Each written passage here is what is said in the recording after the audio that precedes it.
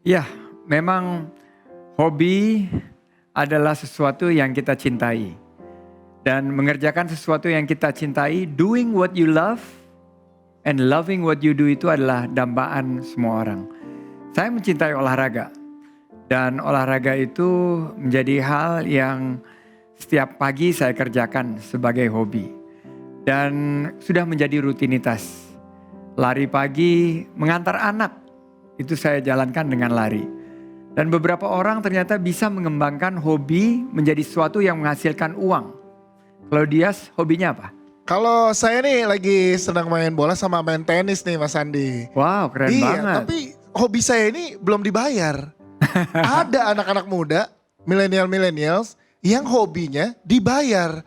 Dan ini keren banget, millennials ini hobinya bertani. Nah, ini pemirsa ini juga pasti pada kaget kan, kok ada millennials hobinya bertani? Iya, jarang banget tuh petani sama milenial biasanya nggak nyambung tuh. Itu, nah hanya di Kata Sandi kita pengen lihat dulu profilnya seperti apa. Ini dia.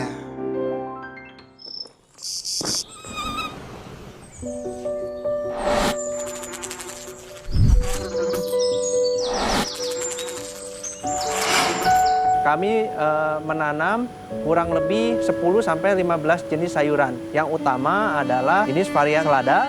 Sebenarnya kenapa mau jadi petani tidak pernah kebayang juga sih. Jadi sebelum terjun ke dunia pertanian, saya bekerja di bidang keuangan, konsultan keuangan. Jadi awalnya berhidroponik itu, ayah saya waktu itu sempat punya penyakit jantung, harus merubah pola makannya yang kurang sehat, dianjurkan oleh dokter gizi untuk mengkonsumsi lebih banyak sayuran. Saya melihat ayah saya itu dari sakit, setelah mengkonsumsi sayuran, mengubah pola makan, itu menjadi sehat. Nah, di situ saya pengen supaya masyarakat itu juga sehat. Untuk sistem otomatisasi yang kita terapkan di sini adalah sistem otomatisasi yang sifatnya untuk mengontrol climate atau iklim di dalam greenhouse dan juga otomatisasi untuk mengatur kebutuhan makanan dan pH air untuk tanaman. Kita juga mengirimkan sayur-sayurannya ini yang kita panen, misalnya ke tetangga, atau kita juga ada kirim juga ke hotel-hotel gitu. Itu juga kita gunakan sendiri, salah satunya di restoran salad bar kami sendiri. Jadi sebenarnya menurut saya peluang bisnis di industri pertanian itu sebenarnya sangat besar. Contohnya selain kita mempunyai kebun hidroponik, di bagian hulu kita memproduksi pipa-pipa hidroponik yang dimana pipa-pipa tersebut setelah kita ekspor ke beberapa negara seperti Singapura, Malaysia, Brunei, Nigeria, dan juga Eropa, kita akan masuk ke pasar Prancis.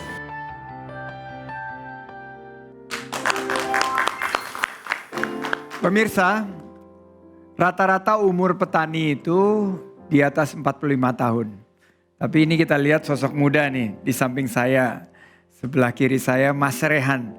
Saya banyak banget pertanyaannya, apalagi kita lihat ada teknologi, ada juga memakai digitalisasi dalam pengerjaan sebagai petani. Dan saya pengen tanya nih sebetulnya nih, awalnya bagaimana bisa nyemplung di hidroponik dan padahal pendidikannya sama sama saya nih, keuangan nih. Dan dulu juga pernah jadi konsultan keuangan rupanya ya. Coba bisa diceritain nggak awalnya gimana? Jadi awalnya itu sebenarnya untuk kebutuhan bercocok tanam itu untuk memenuhi kebutuhan rumah tangga sendiri. Jadi waktu itu awalnya itu karena ayah saya mempunyai kebutuhan khusus terutama untuk mengkonsumsi sayur-sayuran segar. Di mana waktu itu dia sempat sakit jantung, kemudian mencari sayur waktu itu tidak semudah sekarang. Jadi memang kita memutuskan untuk bercocok tanam sendiri di pekarangan rumah aja.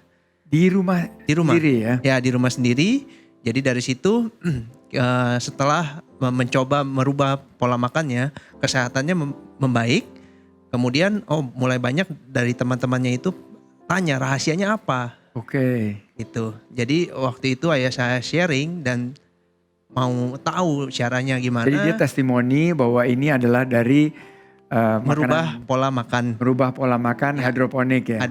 Salah satunya mengkonsumsi sayuran yang lebih banyak, di mana dengan metode hidroponik itu produksi sayuran itu jauh lebih mudah.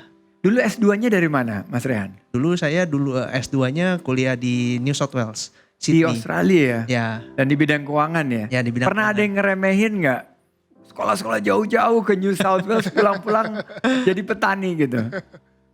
Ya ada aja, cuman maksudnya kita nggak usah ambil pusing lah. Yang penting kita kan tujuannya baik. Jadi Iya. mencoba menyehatkan masyarakat, juga menghasilkan kan. Yang penting halal. Ya. Yes, Oh, itu yang dia. penting halal. Yes. Dan saya lihat emang benar karena pangan ini kan sekarang kebutuhan. Ya, Apa di tengah-tengah pandemi seperti ini. Tadi ayahnya yang membutuhkan, terus akhirnya teman-teman sekarang berkembang. Sekarang saya tanya, kan kita diberikan tanah yang subur Ya. oleh Tuhan yang Maha Kuasa ya. Ya. Dan banyak yang bilang, oh ini kita kurang pupuk dan segala macam. Kalau dengan hidroponik itu keuntungannya bagaimana perbedaannya dengan tanah? Jadi kalau dibandingkan dengan konvensional, itu hidroponik itu kelebihannya salah satu space yang dibutuhkan atau luas lahan yang produktivitasnya itu jauh lebih tinggi dibandingkan tanah. Juga pertumbuhannya lebih cepat, lebih bersih gitu. Ya itu salah satu dari sebagian banyak lagi. Jadi dari tingkat ongkos produksinya pasti bisa ditekan lebih rendah ya. Karena lahannya juga lebih Ya. kecil Ya. dan juga penggunaan teknologi. Ya. Kalau boleh tahu berapa modal awalnya nih bertani hidroponik ini? Modal awalnya waktu itu kurang dari 10 juta. Kurang dari 10 juta sekarang. Karena udah waktu itu luar memang biasa. skala hobi ya. Jadi Kalau sekarang omsetnya berapa totalnya? kalau kita omset semua masih naik turun, apalagi di tengah pandemi ini pasti ada juga pengurangan kan. Tapi maksudnya kita mengakali dari banyak channel-channel distribusinya gitu. Ya karena banyak juga yang beli adalah hotel-hotel, restoran dan hotel, sekarang restoran. harus tutup pandemi. Nah saya Ya. mau tanya nih, sistem kebun yang kelihatannya otomatis gitu ya, banyak menggunakan teknologi, apakah investasi awalnya besar nggak kalau dibandingkan dengan bertani secara biasa?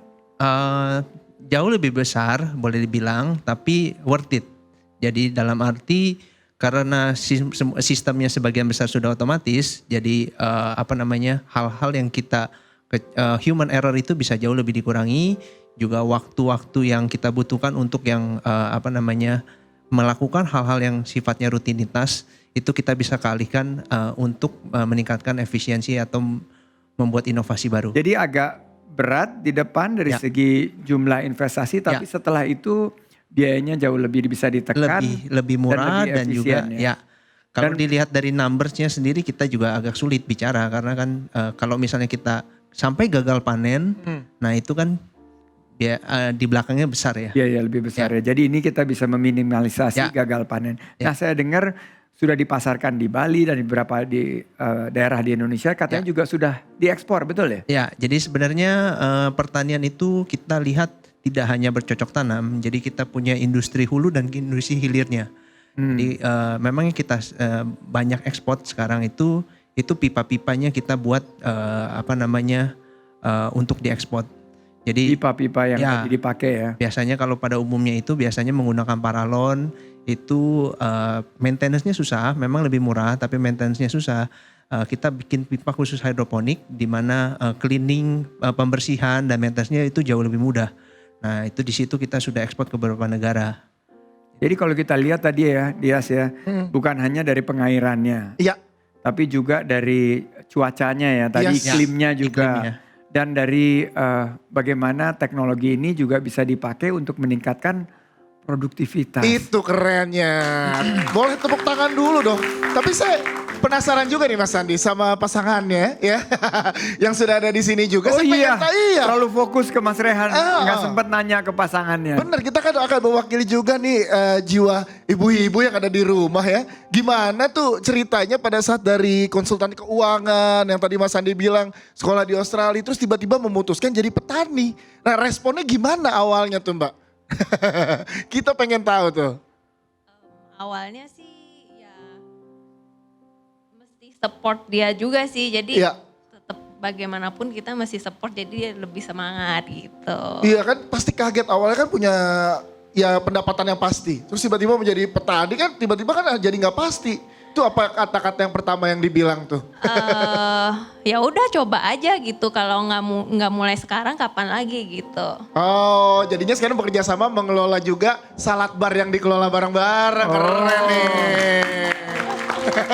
Tapi ngomong-ngomong salad bar nih saya terdistraksi dan terdisrupsi, ini ada salad di depan saya. Boleh dicobain? Boleh dicobain ya. Ini apa? Ini semua dari kebunnya Mas Rehan ya? Ya, sayur-sayurannya itu sebagian besar memang kita produksi sendiri. Di mana kelebihan yang kita punya itu adalah hasil panen itu kita bawa ke salad bar dalam waktu kurang dari 5 menit. Kurang dari 5 Wow. menit. Jadi from farm to, To table, itu less than konsepnya. 5 minutes. Less than 5 minutes. Dari tempat dipetik sampai ke atas meja kita kurang dari 5 menit. Ya. Ini benar-benar revolusi dari sistem pangan kita ya. Yes. Kalau kita bisa menghadirkan satu solusi yang luar biasa seperti ini. Dan ini kelihatannya ada Minumannya juga. minumannya apa nih minumannya nih? Kalau itu namanya flu fighter. Wih, Ya. Flu Fighter. Jadi itu komposisinya. Jadi ini melawan flu ya? Iya benar-benar. Apa isinya nih? Komposisinya ada orange, pineapple, nanas, jahe, Jeruk, nanas, jahe, sama lemon. Lemon. Ya. Jadi ini kalau mau kita tingkatkan imunitas anti flu, bisa minum Flu Fighter. Yeay. Nah, ini ada pertanyaan dari sosial media mungkin dijawab oleh Mas Sandi nih ya. Jadi yang bertanya sudah masuk ke @katasandi_inews. Ini dia pertanyaannya, kita lihat di layar. Bisa dijawab bersama nanti sama Mas Sandi, bisa dikasih solusinya mungkin ya. Ada @rizky_tiasn. Bagaimana saya bisa mengetahui bisnis yang ingin saya buat disukai dan dibutuhkan masyarakat? Terima kasih. Nah, ini banyak yang berpikir seperti ini milenial. Sebetulnya mudah saja karena tadi kita bicara hobi. Tadi kita lihat Mas Rehan mulainya adalah kebutuhan dari ayahnya. Ya. Nah, kita sudah tahu bahwa setiap ada kebutuhan itu pasti ada peluang. Saya pernah bilang waktu itu di satu seminar tentang kewirausahaan di masyarakat, kenali hobimu. Ya. Karena sesuatu yang kita cintai itu pasti akan mampu kita lakukan dengan penuh rasa bahagia. Pak, saya nggak ada hobi Pak. Pasti ada hobi. Apa hobinya saya tanya? Hobinya tidur Pak. Dia bilang gitu. Saya bilang percaya nggak? 60% dari masyarakat urban mengalami kesulitan tidur. Kamu bisa jadi YouTuber yang cerita bahwa kamu bisa tidur 8-9 jam per hari. Itu akan menjadi satu konten yang akan menarik dan bisa dijual. Dia bilang, oh iya benar Pak. Gak lama setelah itu kita ketemu lagi, dia bilang benar Pak. Banyak yang tertarik Pak tentang bagaimana saya coba bisa tidur 8-9 jam per hari. Jadi hobi tidur juga bisa dijadikan peluang usaha. Itu dia. Jadi apapun hobinya, kembangin karena ada potensi di setiap hobi yang kita punya ya Mas Andi. Betul. Ya? Yes, itu yang keren. Ada pertanyaan lagi mungkin ke Raihan. Jadi saya ingin sekali bertanya sama Rehan nih. Kan katanya dengan adanya pandemi COVID-19 ini ada peluang krisis pangan. Nah, dan Indonesia ini masih banyak mengimpor. Dan waktu itu saya sempat ternyuh juga, katanya sayur-sayuran juga mengimpor. Gimana sih keadaannya?